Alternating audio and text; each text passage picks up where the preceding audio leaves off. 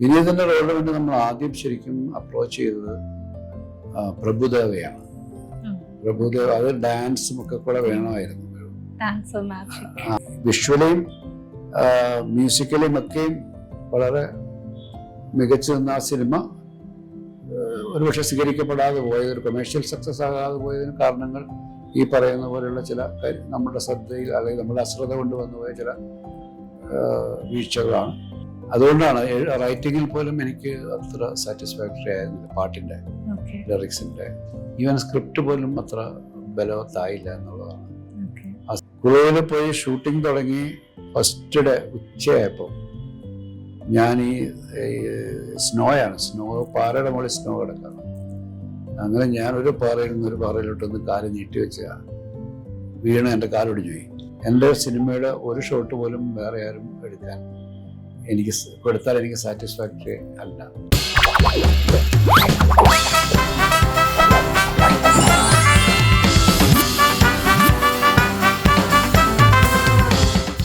Luis കാരലിന്റെ novel ആലീസിന്റെ അത്ഭുത ലോകം നമ്മൾ എല്ലാവരും കേട്ടതാണ്. പിന്നീട് മലയാള സിനിമയ്ക്കുണ്ടായ ഒരു ആലീസിന്റെ അത്ഭുത ലോകമാണ് Alice in Wonderland. Yes, Shiva sir കൈകാര്യം ചെയ്ത സംവിധാനം ചെയ്തൊരു മൂവിയാണ്.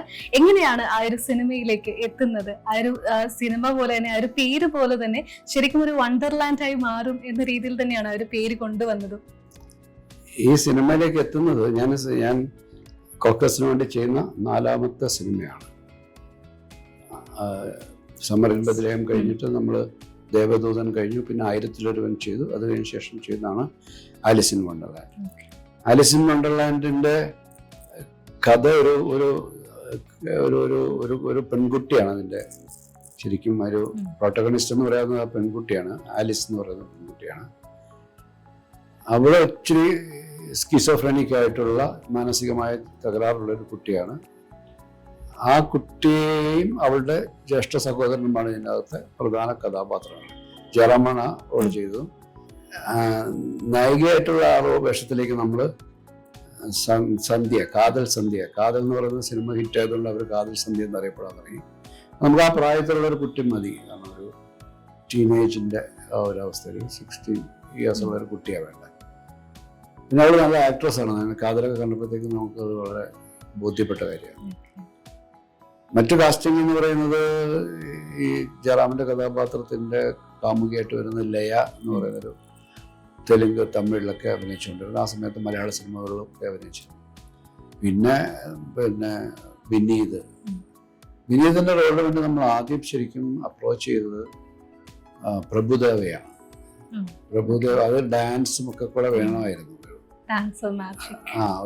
അപ്പം പ്രഭുദേവയാണ് ഞാൻ പോയി കാണുന്നത്. പക്ഷെ അദ്ദേഹം ആ സമയത്ത് വലിയ തിരക്കിൻ്റെ ഇടയിൽ നിൽക്കുന്നതുകൊണ്ട് ഇത്രയും ദിവസം നമുക്ക് തരാനില്ല എന്നുള്ളൊരു ഘട്ടത്തിൽ പ്രഭുദേവയെ നമുക്ക് ആ സിനിമയ്ക്ക് വേണ്ടിയിട്ട് കിട്ടിയില്ല. ബാക്കി ജനാർദ്ദൻ ചേട്ടൻ അങ്ങനെ തുടങ്ങി കുറേ ക്യാരക്ടേഴ്സാണ്. കുളപ്പള്ളി ലീല എന്നൊക്കെ പറയുന്ന കഥാപാത്രങ്ങളാണ്.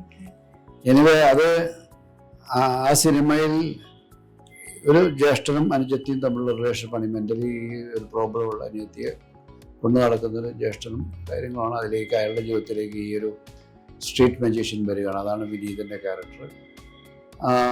ഈ കുട്ടിക്ക് അയാളോടുള്ളൊരു ഇൻഫാക്ച്വേഷൻ തോന്നുന്നുണ്ട്.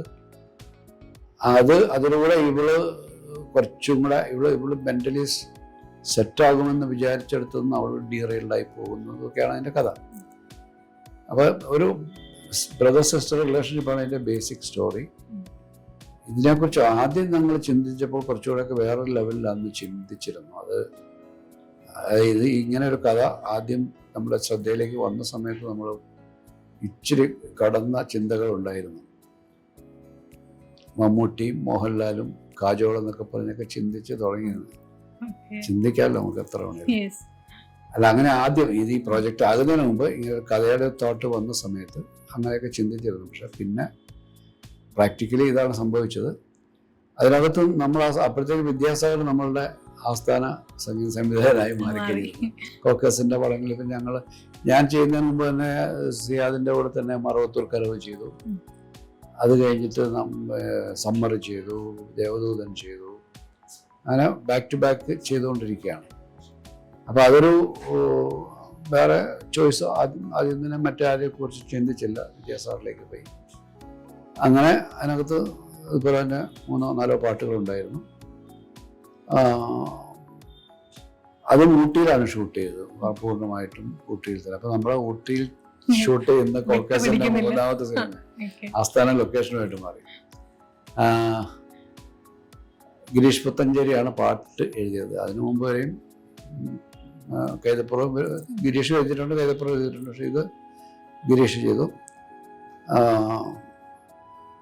അത് പക്ഷേ ഒരു വലിയ കൊമേഴ്ഷ്യൽ ഹിറ്റ് ആയിട്ടില്ല, ആയില്ല അന്നത്തെ കാലത്ത്. അതിന് പല കാരണങ്ങളുണ്ടാവാം, നമുക്കറിയില്ല. എനിവേ കൊക്കേസിന് വേണ്ടി ഞാൻ ചെയ്ത സിനിമകളിൽ ഒരുപക്ഷെ വലിയ സക്സസ് ആകാതെ പോയ ഒരു സിനിമയാണിത്.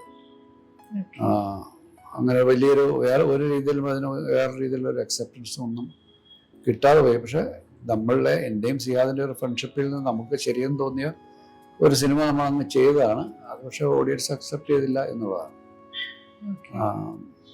അതും ഏതെങ്കിലും കാരണങ്ങൾ ഉണ്ടാവോ? ഇപ്പൊ നമ്മുടെ ദേവദൂതന്റെ ഒക്കെ പറഞ്ഞതുപോലെ ഇല്ല, ചില കാര്യങ്ങൾ നമ്മുടെ കാൽക്കുലേഷൻസ് തെറ്റും. സിനിമയിൽ എപ്പോഴും അങ്ങനെയുള്ള നമ്മൾ കാണുന്ന പെർസ്പെക്റ്റീവിലല്ല ഓഡിയൻസ് ഒരു സിനിമയെ കാണുന്നത്. ഇതത്ര മഹത്തായ സിനിമയൊന്നും ആണെന്നല്ല പറയുന്നത്. നമ്മൾ അതിൻ്റെ കഥ നമ്മളെ മുമ്പിലേക്ക് വന്നപ്പോൾ ഇത് രസകരമായ ഒരു സിനിമയാക്കി മാറ്റാൻ കഴിയുമെന്നുള്ള പ്രതീക്ഷയിലാണല്ലോ തുടങ്ങുന്നത്. അത് പക്ഷെ ആ രീതിയിൽ അത് നമ്മൾ പ്രതീക്ഷിച്ച ഒരു ലെവലിലേക്ക് അത് വർക്കായില്ല എന്നുള്ളതാണ്. അത് ഓഡിയൻസിനും വർക്കായില്ല. അപ്പോൾ അത് ആ രീതിയിൽ ഒരു സക്സസ്ഫുൾ മൂവി ആയിരുന്നില്ല. സിനിമയിലെ വീടും അതുപോലെ പരിസര പ്രദേശങ്ങളും ഒക്കെ ലൈക്ക് ഒരു വണ്ടർലാൻഡ് പോലെ തന്നെയായിരുന്നു. അതൊരു ഡെലിബറേറ്റ്ലി അങ്ങനെ തന്നെ ക്രിയേറ്റ് ചെയ്തതാണോ? അത് നമ്മൾ ഒരു സാധാരണ ഊട്ടിയിൽ പോകുമ്പോൾ ഷൂട്ട് ചെയ്യാൻ പറ്റുന്നൊരു സാധാരണ ഷൂട്ട് ചെയ്യുന്നൊരു ലൊക്കേഷൻ തന്നെയാണ് ആ വീടൊക്കെ ഷൂട്ട് ചെയ്തത്.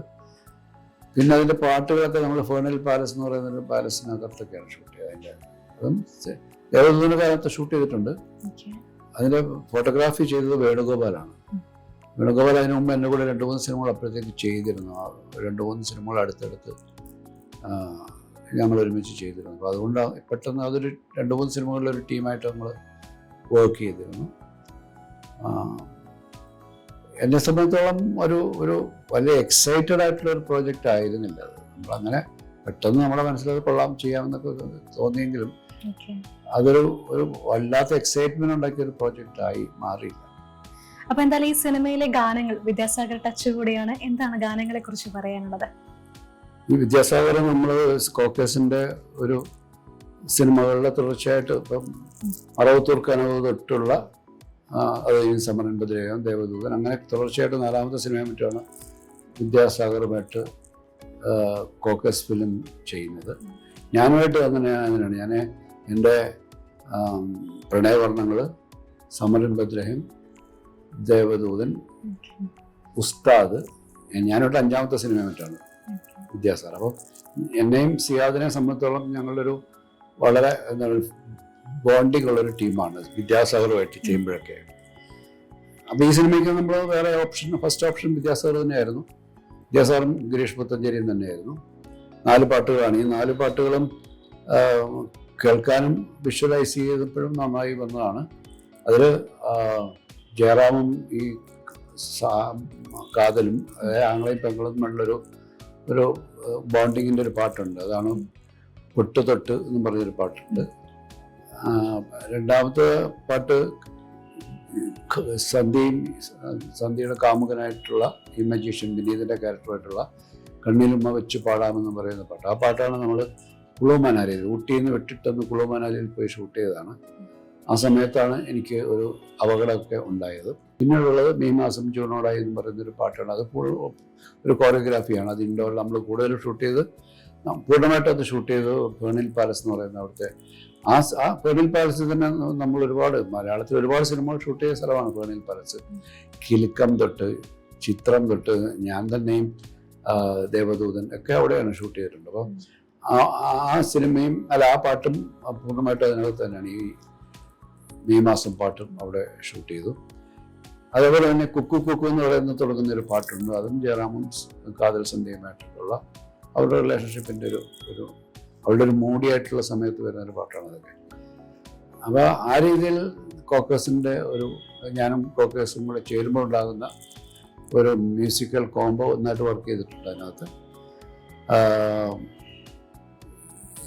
ഈ സിനിമ ഒരുപക്ഷെ പ്രേക്ഷകർ സ്വീകരിക്കപ്പെടാതെ പോയതിന് നമ്മളറിയാത്ത ചില കാരണങ്ങളുണ്ടാവും. ഇപ്പം അതിനകത്ത് വിനീതിൻ്റെ ക്യാരക്ടർ അയാളൊരു മജീഷ്യനാണ്.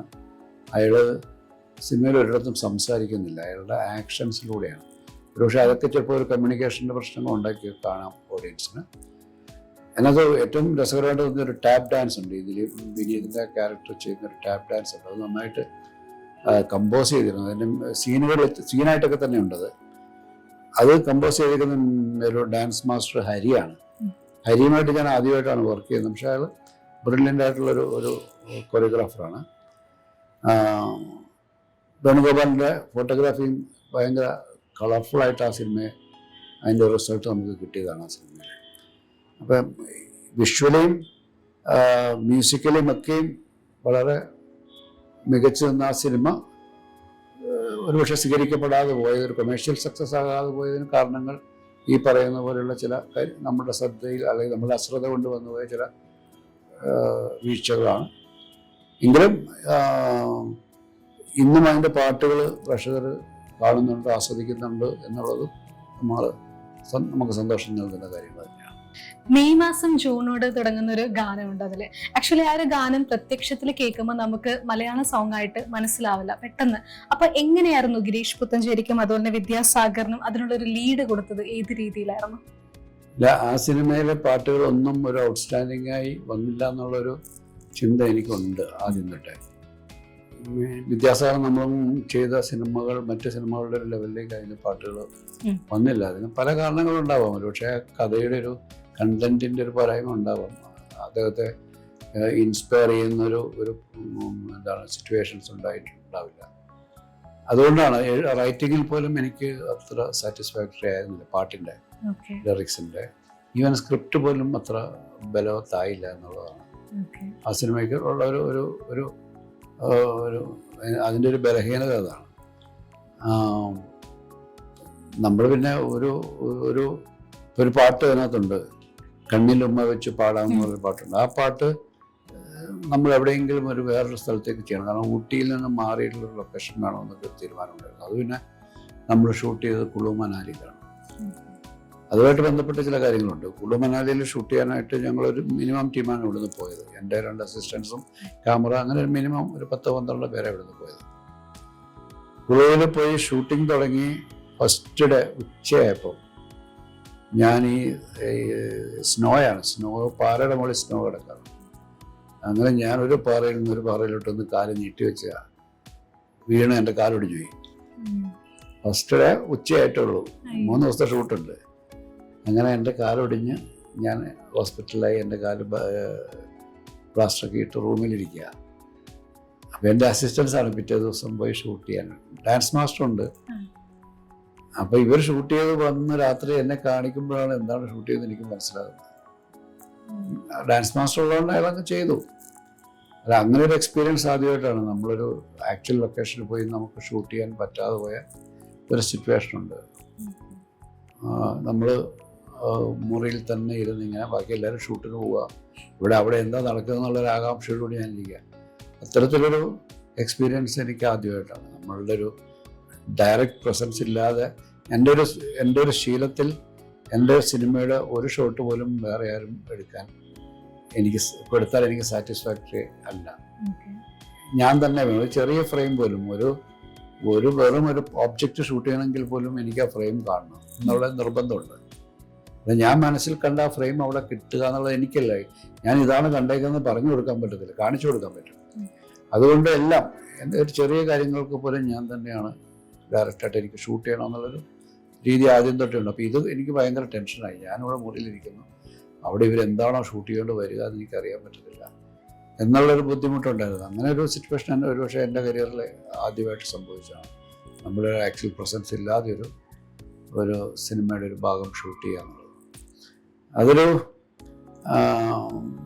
ഈ 3 ദിവസം കഴിഞ്ഞിട്ടുള്ളൊരു യാത്ര എന്നൊക്കെ പറഞ്ഞാൽ അവിടുന്ന് ഫ്ലൈറ്റിൽ കയറാൻ പറ്റത്തില്ല. അവിടുന്ന് ഒരു ചെറിയ ഫ്ലൈറ്റാണ്. അതിലേക്ക് എനിക്ക് ഒടിഞ്ഞ കാലം വെച്ചിട്ട് കയറാൻ പറ്റത്തില്ല. പിന്നെ ഇത്രയും ദൂരം കുളുമനാലി ടു ഡൽഹി ഞാനൊരു കോളിസ് വണ്ടിയുടെ പുറയിൽ ഒരു കാലം നീട്ടി വെച്ചിട്ടാണ് ഇത്രയും ദൂരം ട്രാവൽ ചെയ്തത്. ഭക്ഷണം കഴിക്കാൻ പോലും പുറത്തേക്ക് ഇറങ്ങാൻ പറ്റാത്ത രീതിയിൽ 12 hours മറ്റോ ട്രാവൽ ചെയ്തു. അല്ല, അതൊക്കെ ഒരു നമ്മുടെ യാത്രയിലുണ്ടാകുന്ന ഓരോ എക്സ്പീരിയൻസ് ആണ്. പക്ഷേ ഈ സിനിമയെ സംബന്ധിച്ച് പെട്ടെന്ന് എൻ്റെ മനസ്സിലേക്ക് ഓർമ്മ വരുന്ന ഒരു കാര്യം ഇതാണ്. പക്ഷെ എല്ലാവരും ഇപ്പം സന്ധ്യയൊക്കെ നന്നായിട്ട് അഭിനയിച്ചു. നല്ല അവിടുത്തെ ഷൂട്ടിംഗ് സമയങ്ങളൊക്കെ നമ്മൾ വല്ലാതെ എൻജോയ് ചെയ്ത സമയങ്ങൾ തന്നെയാണ്. കാരണം ഞാൻ പറയേ, കോക്കേഴ്സിന്റെ 3ാമത്തെ സിനിമയാണ് ഊട്ടിയിൽ അവർ ചെയ്യുന്നത്, വിത്ത് വിദ്യാസാഗർ. എല്ലാം നിങ്ങളുടെ സ്വന്തമായി എല്ലാവരും ടീമായിട്ട് ചെയ്യുന്നത്. അപ്പം നമ്മളെപ്പോഴും കോക്കേഴ്സുമായിട്ട് ചെയ്യുന്ന സിനിമകളൊക്കെ എന്നെ സംബന്ധിച്ച് എൻ്റെ പേഴ്സണൽ, എൻ്റെ ഫാമിലി എന്നുള്ള രീതിയിൽ തന്നെയാണ്. ഇവരെല്ലാവരും വരും അവിടെ. എൻ്റെ ഫാമിലി വരും, ഇവരുടെ ഫാമിലി, സിയാദിൻ്റെ ഫാമിലി വരും. ഊട്ടിയും കൂടെ ആകുമ്പോഴത്തേക്ക് പിന്നെ ഹോളിഡേ കംപ്ലീറ്റ് ആയി. അല്ല, അങ്ങനെയാണ് എല്ലാവരും. സമ്മറാണ് അത് ഏറ്റവും കൂടുതൽ എല്ലാവരും എൻജോയ് ചെയ്യും. സമ്മർ ഷൂട്ട് ചെയ്യുന്നത് തന്നെ ഒരു ഹോളിഡേ ടൈമില്ല, ഏപ്രിൽ മെയ് സമയത്ത്. അതുകൊണ്ട് എല്ലാവരും അവിടെ അങ്ങനെ ഒരു ഫൺ മൂവ്മെന്റ്. നമ്മളൊരു വർക്ക് ചെയ്യാണ്, ഒരു സ്ട്രെയിൻഫുൾ അല്ല. നമ്മൾ നമ്മുടേതായിട്ടുള്ളൊരു സ്വന്തം കാര്യങ്ങൾ, എന്തോ തമാശകളൊക്കെ ചെയ്യും. ഒരു പിക്നിക്കിന് വന്ന ഫീലേ ഉണ്ടാവുള്ളൂ. അത് ആ രീതിയിൽ എപ്പോഴും നമ്മൾ എന്താണ്, അത് ഒരു ജോലിയായിട്ട് കാണാനില്ല. V enjoy it doing. അപ്പൊ അത്തരം ചില സിനിമകളുടെയൊക്കെ ഷൂട്ടിംഗ് ലൊക്കേഷൻ എന്ന് പറയുന്നത് ഈ രണ്ട് ഫാമിലിയുടെ ഒരു കൂടിച്ചേരലും ഒരു വെക്കേഷൻ മോഡും ഒക്കെ മിക്കവാറും നമ്മൾ ഈ പിള്ളേർക്കൊക്കെ അവധിയാണെങ്കിൽ ഇവരൊക്കെ അവിടെ എത്തും. അങ്ങനെയാണ് അവർ പാരലായിട്ട് അവർ എൻജോയ് ചെയ്യും, ഞങ്ങൾ ഇവിടെ പാരലായിട്ട് ഷൂട്ട് ചെയ്യുന്നതാണ്. ഓക്കെ, എന്നും തുടർന്ന് പോകുന്ന ഒരു സൗഹൃദം തന്നെയാണ്. ഓക്കെ, എന്തായാലും ജയറാമിന്റെയും അതുപോലെ തന്നെ കാതൽ സന്ധ്യയുടെയും ഒരു വ്യത്യസ്തമായ വേഷങ്ങൾ, ഒരു സഹോദര ബന്ധത്തിന്റെ ഏറ്റവും ഊട്ടുറപ്പുള്ള ഒരു ദിവസങ്ങൾ, ഒരുപാട് മൊമെന്റും ഒക്കെ ആയിരുന്നു ഈ ഒരു സിനിമ എന്ന് പറയുന്നത്.